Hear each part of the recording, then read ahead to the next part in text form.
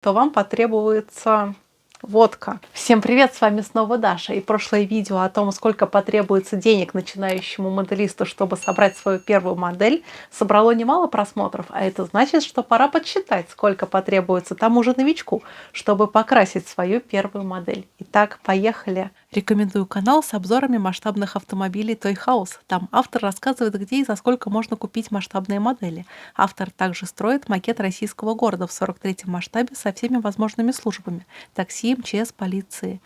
На его макете даже есть гопники. А еще автор делает конверсии и доработки моделей. Подписывайтесь на канал, ссылочки будут в описании. И напишите, что вы от Даши. Вы уже собрали свою первую модель, но на прототип она совсем не похожа. Неокрашенная модель — это всего лишь кусочек пластика и не модель вовсе, а просто полуфабрикат. И задача моделиста при помощи красок влить в нее жизнь. Сразу скажу, что красить кистью модель можно, но далеко не всем под силу сделать это качественно, особенно новичку. Ведь для качественной окраски кистью нужен немалый художественный опыт, которого, скорее всего, не будет у начинающего моделиста. Поэтому я рекомендую вначале обзавестись аэрографом и компрессором для него. Есть еще вариант — это красить модель аэрозольными красками, то есть из краски из баллончиков. Но тут есть много минусов. Во-первых, это ограниченная цветовая палитра. Например, я еще не встречала подходящего оттенка для окраски советской военной техники. Тот самый пресловутый оттенок 4БО. Обычно в баллончиках они очень темные или очень ядовитые оттенки зеленого. Во-вторых, краска ложится слишком толстым слоем, и можно залить все мелкие детали на модели. А в-третьих, у данных красок довольно высокая цена – от 300 до 700 рублей за баллончик, и при этом у них очень большой расход. Так что по мне лучше обзавестись компрессором и аэрографом, и тогда на старте вашего хобби у вас будут получаться довольно-таки хорошие модели, и это и будет ваша основная трата на первом этапе. А если правильно ухаживать за этой техникой, то она может послужить вам не одно десятилетие, так что потратить деньги на аэрограф и компрессор вам придется всего лишь один раз. И для иллюстрации затрат я возьму вот эту вот маленькую модельку. Это танк Т-26 от звезды в 35-м масштабе. И это довольно недорогая модель, и ее можно использовать в качестве такого эксперимента по окраске. Она окрашена просто в зеленый цвет. Однотонная окраска, она идеально подходит для новичка. Тут не надо заморачиваться ни с камуфляжем, ни с другими какими-то интересными находками в моделизме. Я даже новичку советую начать окраску, используя аэрограф. И чтобы непосредственно сразу заниматься аэрографией, а не подгонкой шлангов, я рекомендую приобрести компрессор и аэрограф в комплекте. Например, возьмем самый дешевый такой вариантик. Это Jazz 1911 с мини-компрессором и аэрографом Jazz 1211. И на первых порах вам будет этого просто предостаточно. И стоимость такого комплекта 3400 рублей.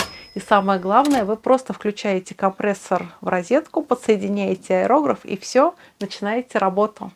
Следующими затратами будут, наверное, кисти. Вам будет нужна они для мелких работ, такие как прорисовка разных инструментов, а также для смывки и для таких приемов, как масляные точки, а также они понадобятся, например, при запылении модели пигментами. И такой маленький набор кистей можно купить в любом интернет-магазине за 400 рублей. И лучше сразу скажу, что выбирать синтетические кисти маленьких размеров. Вам понадобится, наверное, 3-4 кисточки от 3 нулей размера, наверное, единичку, двойку, и больше и не надо. Ну и теперь давайте поговорим о самих красках. Это очень частый вопрос в комментариях, чем же красить модель и какие разбавители использовать. Сразу скажу, что красить модель можно вообще чем угодно, любой краской и для моделизма, и не только. Вопрос только в наличии опыта покрасочных работ. Но поскольку мы поговорим про окраску модели для новичка, то я советую выбрать краску Pacific. Их серия Aero, например, очень легко дуется из аэрографа, ее даже не надо никак разбавлять. И я считаю, что она просто идеальна для новичка. Плюс у них очень много готовых оттенков бронетехники, да и не только. И она, в принципе, очень легка в работе. Модельные магазины предоставляют очень большое разнообразие выбора фирм разных красок. Так что это просто пробуйте, что вам подходит больше всего, то и используйте, грубо говоря. Мне, кстати, еще очень нравится фирма Amomik. У них тоже очень достойные краски. Так, ну и теперь надо сказать про цены этих красок. Например, на сайте интернет-магазина «Я моделист» баночка, наверное, краски Amomik будет стоить в районе 200 рублей, а Pacific чуть больше 100 рублей. И это разница, в принципе, в 2 раза. Ну и краски довольно-таки качественные. Ну, например, для окраски своей первой модели бронетехники, такого как этот малыш, вам потребуется несколько оттенков краски. Это, например, оттенок 4БО, собственно, краска черная для гусениц и инструментов, краска деревянного оттенка для тех же инструментов, какой-нибудь оттенок металлика, чтобы потом сделать гусеницы более железного цвета. И, кстати, вам обязательно понадобится грунт, потому что краска очень непредсказуема, как она ложится на пластик. И поэтому без грунта я красить вообще не советую. Итак, вам потребуется, получается, 5 баночек краски. И, например, если вы будете брать фирму Pacific, это где-то 550 рублей. Итак, давайте подведем промежуточный итог. И вместе с компрессором, аэрографом и базовым набором красок и кистей вам понадобится почти 4400 рублей.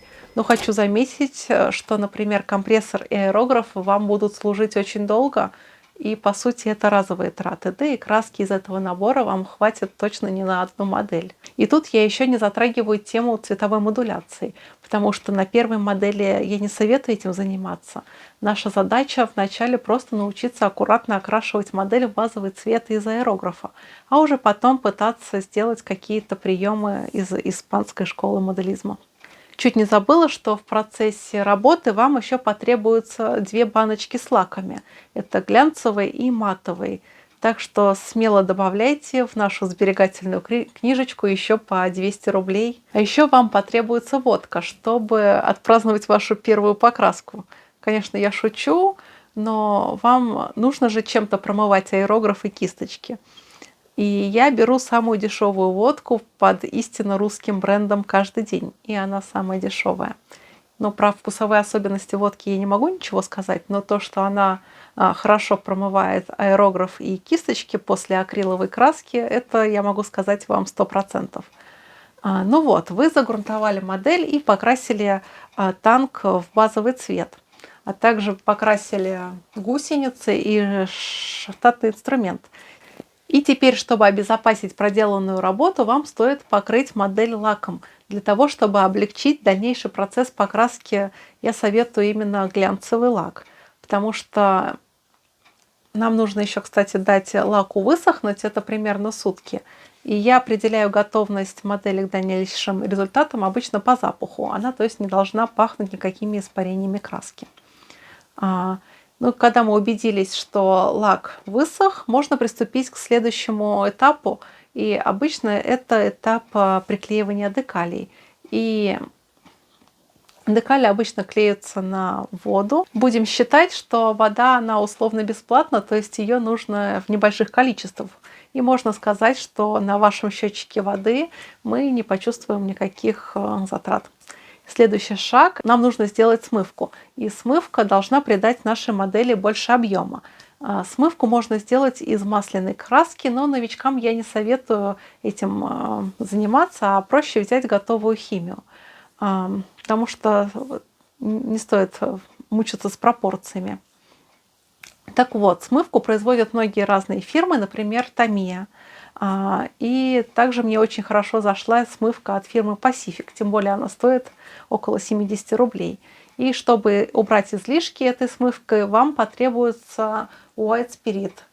И в художественном магазине такой White Spirit стоит в районе 200 рублей. И единственное его плюс, в отличие от строительных, то, что он не пахнет и не раздражает лишний раз вас и ваших окружающих. И давайте подведем итог, что на этап смывки вам потребуется в районе 270 рублей. При этом, что вашей баночки смывки вам хватит минимум на несколько десятков моделей. Теперь давайте посчитаем итоговую сумму. Это примерно 4 900, то есть почти 5000 рублей.